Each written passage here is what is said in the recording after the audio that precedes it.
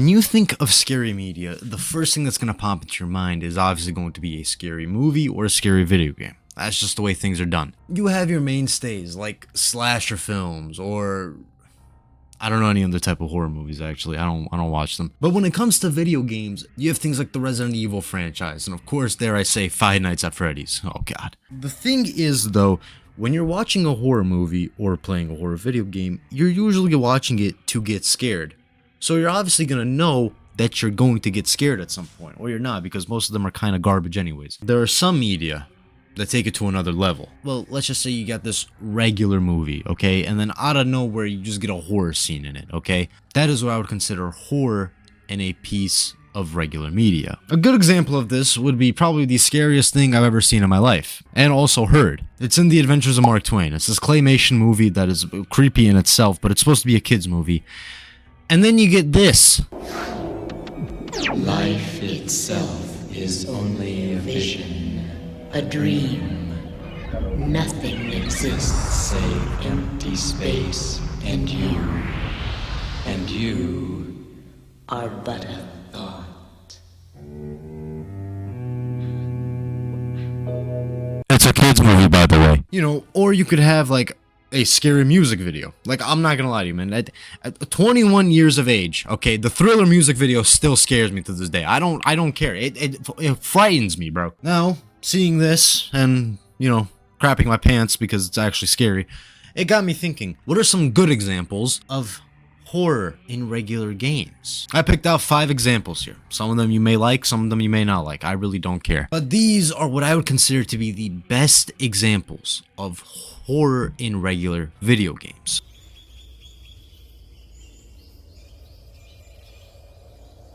The first example I have on here is Metal Gear Solid 3, Snake Eater. I recently played this for the first time this year, and it has become my favorite game ever, along with the best moment in any video game history, and that being General Volgin grabbing Raiden's ballsack. Now, the Metal Gear Solid franchise has had a bit of a history with having scary content in it, even though it's supposed to be an action game. Like, the obvious example would be Metal Gear Solid 1, where Psycho Mantis literally just like reads whatever you have in your memory card, and he's like, oh, you played Resident Evil, didn't you? Well, I bet you didn't think I'd figure that out. And then also you have Metal Gear Solid 2, where, you know, you got you got the AI in the game telling you to turn off your console, and I pity anybody who actually listened to them. Or how about Rosemary telling you to back away from your TV because you'll ruin your eyes, even though I'm not standing that close to the TV. But one overlooked example in the Metal Gear Solid franchise would be in 3. After we escape the facility and jump off that waterfall in that sewer, we get into the Sorrow boss fight.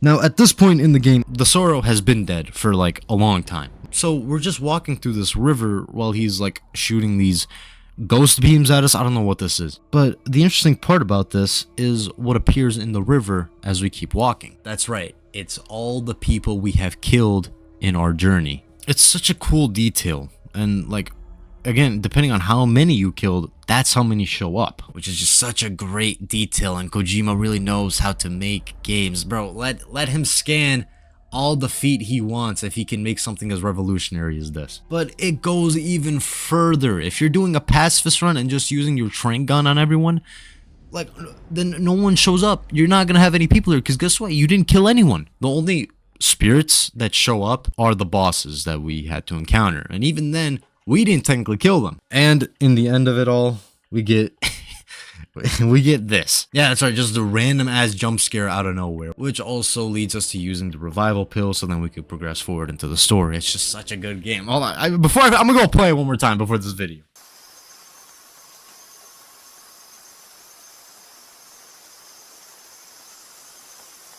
Halo Combat Evolved, Game of the Year 2001. What is it doing in a video about scary stuff in video games? Buddy, I'm here to tell you. This thing is not just a futuristic first-person shooter. No, it's much more than that. It's about this giant ring in space. It's also supposed to be a weapon that we, as a Spartan, jump into and go fight everyone. I think I gotta replay it. I forgot everything that happened. But if there's one thing I did remember, is arguably the scariest level in this game, and the only scary level in this game for that matter, and it's our first encounter with the Flood. I spoiled it, whoops. The mission starts like this. I forgot what happened in mission 4, just bear with me here. We go to the swamp area on the Halo ring, and then We jump down from the Pelican, and we get to going. We know our mission, get to the facility, and see what's going on. Because we lost contact with some soldiers, we gotta see what's going on over here. The thing is, though, something is off about this level. Usually in every level before this, you get these giant set pieces, you know, we get these landscapes, you see the Halo ring all around you, and then it's all these giant fights going on everywhere. Like, it was just a big scale battle. That's what they were. Here, no. You don't get that. There are no signs of the Halo ring in this level. You look up in the skybox, all you see are trees of the swamp. There is no music as well. There's just this really quiet ambience. And then, the first enemies we encounter, they don't shoot at us. Yes, that's right. The enemies are running away. Not from us, but from something else. So of course we're gonna have to go where they're running from. We can't just leave, because why would anything be easy? Now that we're in this facility, the enemies are shooting at us now. But as we go more further in, you see less and less Covenant. Something is wrong here. You'll see these big purple stains, which is definitely not Covenant blood. YouTube, it's not blood. Don't worry, it's not blood. But we also see some Marines. Okay, that's not good. But the most disturbing part about this segment is what happens in this corridor. Stay back! Stay back! You're not turning me into one of those things! I'll blow your brains out! Get away from me! Ah! Ah! Don't touch me, you freaks! I won't be like you, I'll die first! Find your own hiding place, the monsters are everywhere! Play dead! That's what I did, play dead. We have this UNSC member just shooting at us, and he's just rambling on about nonsense, but if you hear about it, he sounds pretty messed up. You can either shoot him in the head, which you'd be in your complete right to do, or you can knock him out and, you know, be a decent person. Honestly, he's probably gonna die either way, because let's face it, we're leaving him down there with a bunch of flood, which again, you don't know about, so I didn't say anything. Remember that. So then we go into this room where we find a helmet which has a recording on it. Turns out every member of the UNSC Marines has a helmet with a working camera on it. They literally copied this straight from Aliens. Bungie, I know you. You can't hide anything from me. So Chief picks up the helmet, and then we watch the recording. I'm gonna skip through all the filler parts because there's a lot of cutscenes in there that are just, you know, there for filler and to just build up suspense. So I'm just gonna get to the important part because we already talked about the damn suspense. I got a bad feeling about this. Boy, you always got a bad feeling about something. Sarge, can you hear me? What's going on, soldier? We've got contact, lots of them, but they're not Covenant. They're just staring through us. What's the clown? No! Corporal, do you copy? Over. Mendoza, get your ass back up to second squad's position and find out what the hell is going on. But I don't have time for your lip, soldier. I gave you an order. Sarge, listen. What is that? Where's that coming from, Everywhere. Mendoza? I don't. There! Mira!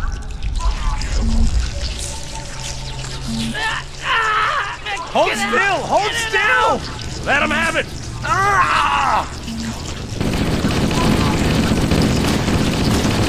Sergeant, we're surrounded. God damn it, Jenkins! Fire your weapon! There are too many, Don't Sarge! even think about it, Marine. Oh, this is local! Back here, Marine. That's an order. Jenkins! The Marines were ambushed by someone, or more like something, because we don't know what that thing is. But before we could have time to process what we actually just watched, because the footage was just terrible, and we are ambushed by the Flood. This is what caused everything. This is what caused all those Covenant soldiers running from the facility. This is what caused that hysteric man in the hallway, and this is what we have to fight now. This is what we had to investigate. We eventually meet up with some more Marines, and then once we all escape the facility, they die, and then we end the level by meeting 343 Guilty Spark. Oh my god, wait a second. That was the name of the mission, 343 Guilty Spark. It's the 5th mission, but that's what it's called. Okay, I remember now. I remember most of the campaign. Bungie just did such a good job with the ambience of this level. That's what makes it so scary. You're going into something that's just completely unknown to us. It's the most vulnerable we've ever felt in this game, and like they just did such a perfect job with it. Bungie, if you could only do this in Destiny this year instead of making that stupid ass Ash and Iron DLC. Oh my god, let's just move on to the next one.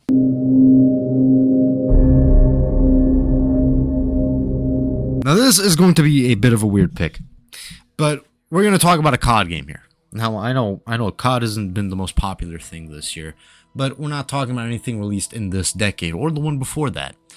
We're talking about COD 4. One of the most shocking missions of this game, and it's not really that scary, but just the idea of it is pretty frightening. So in the mission where we start off in the helicopter and we have to go to each town looking for Al-Assad's fortress, I'm not entirely sure what happens here, but it's the final mission we play as a Marine. And let that be your warning as to what's about to come. When we're about to call the mission and just pull everyone out and be like, it's done, we can't find them, let's just go home, one of the pilots crashes.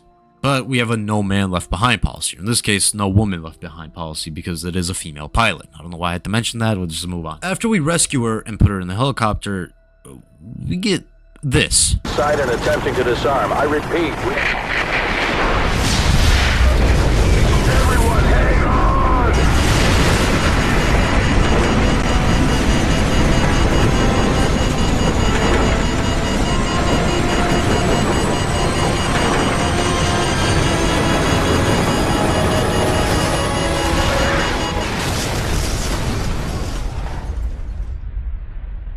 Yes, that's right. Just a giant nuclear explosion happens just out of nowhere, completely unexpected, and this is one of the turning points in this game. Infinity Ward likes to put a lot of twists in their COD campaigns, and this was the first time they ever did it. And there is another twist later on in this game, I think literally like a mission after this one, but it was shocking to see a nuke go off just out of nowhere. The thing is, after that happens, it's not done yet. We still have another mission to play as a Marine.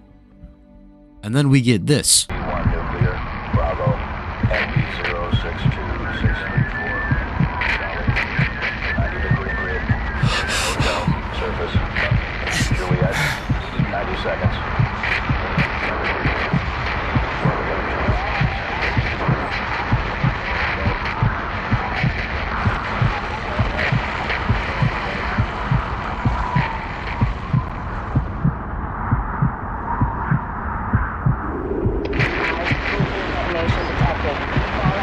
Within a radius of 10.4 miles, epicenter located at MD058680. Personnel within the primary zone are ordered to commence evacuation. Contamination centers are being established at this time and will be operational within 2 hours. Personnel are advised to prepare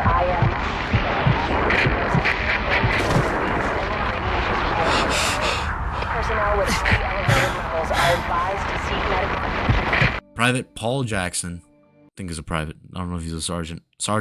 Private Sergeant Paul Jackson is crawling out of what remains of his helicopter into the streets of this town. A giant mushroom cloud is in the sky, looking at all his dead fellow Marines all around him. And then he just dies of radiation poisoning, most likely, because again, it is a nuclear explosion. This, like, literally came out of nowhere. Like, if you were playing this campaign for the first time, I would imagine your jaw would, like, hit the floor if this happened, all the way back in, like, 2007.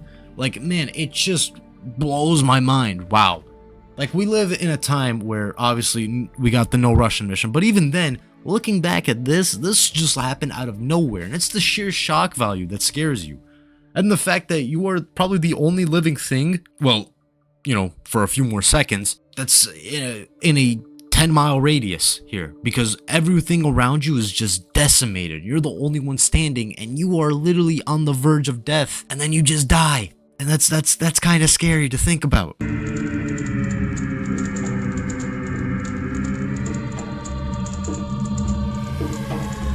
The Legend of Zelda. We're not talking about Majora's Mask this time. There are a million videos talking about what makes Majora's Mask scary. And granted, it is. It's a horror game in disguise. I don't know how that got an E rating. But no, we're talking about the game before it, Ocarina of Time, aka the 1998 Game of the Year. Okay, there's a lot of scary stuff in this game.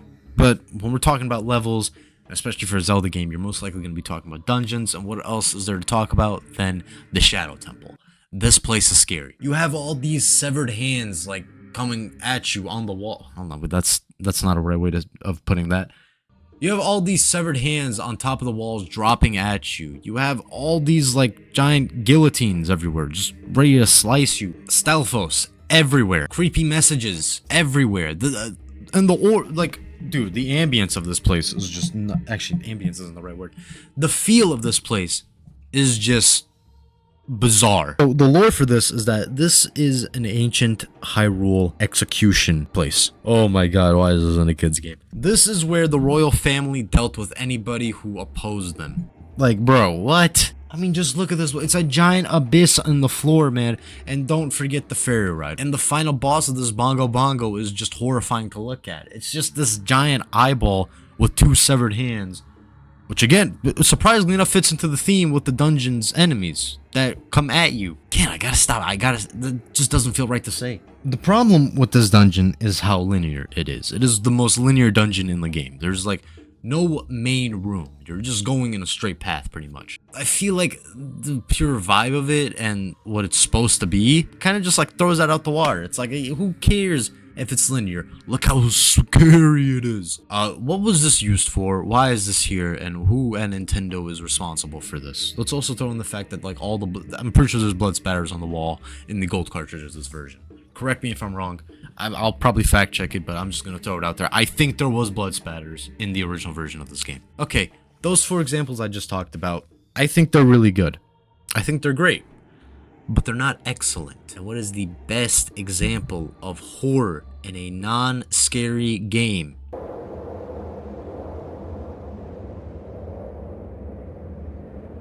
If you played Half-Life 2, you already know what I'm going to talk about. And if you've seen my retrospective earlier in the year talking about Half-Life 2, you know what I'm going to talk about. But if you... We're talking about Ravenholm, bro. Before we do talk about Ravenholm, let's talk about the build-up to it. First of all, we finally made it to Black Mesa East after escaping City 17. After we talk with Judith Mothman... Oh my god, I can't say that.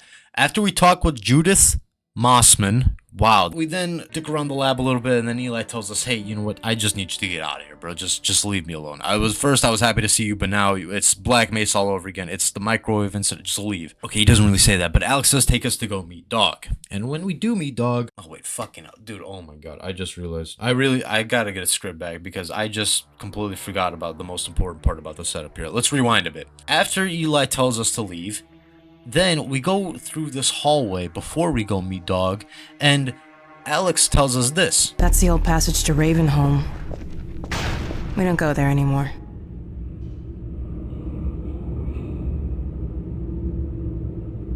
Come on.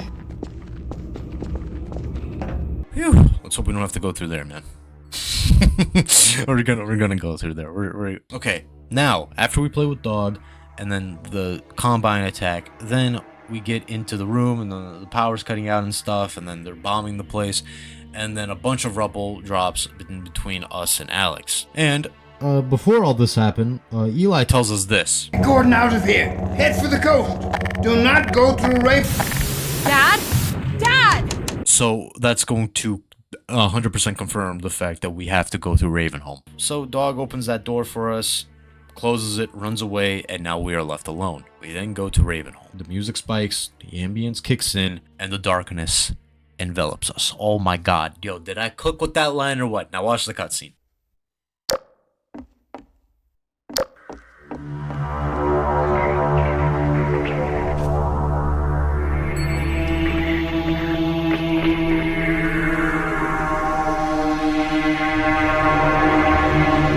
It's nuts. It's beautiful. It's amazing. I love it. I love it. This is my favorite chapter in the game, bro. Dude, and let's talk about what you find in Ravenholm. Oh, good God. You find the zombies that you did when you were escaping City 17.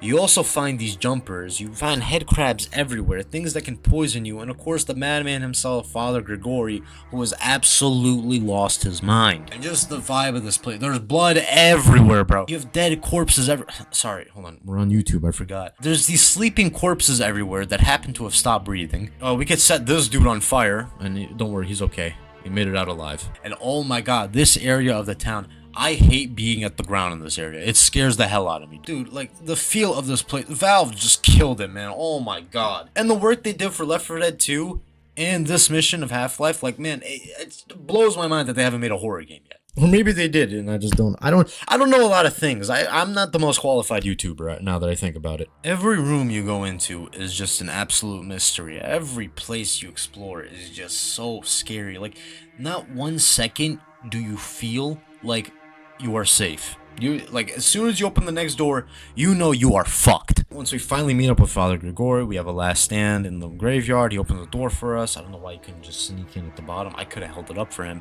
but he wants to sacrifice himself, and then we just leave through a mine shaft. And that's the mission, and that is like just happened out of nowhere, dude. Like nowhere at any point in the game did they say, yo, there's a scary level coming up, watch out. And that's what makes horror in regular media so perfect, and that's like the most scariest thing, is that when you don't expect it, and then you have this abandoned town nobody goes to, that only has one resident who has lost his mind. That resident is not evil, by the way. That's not a Resident Evil reference.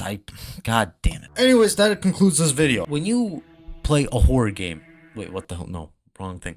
When you play a video game next, just keep it out for something scary that might pop up, because given these examples, you never know. It could happen. It could. You don't want it to happen, but that doesn't mean it's not gonna happen. Anyways, guys, thank you for watching this video. Please leave a like, subscribe, comment. I'm gonna try to release some more content like this now. This is my new, one of my new main things now. And this is the first time doing it, so bear with me. But thank you. I will see you guys in the next one. Goodbye.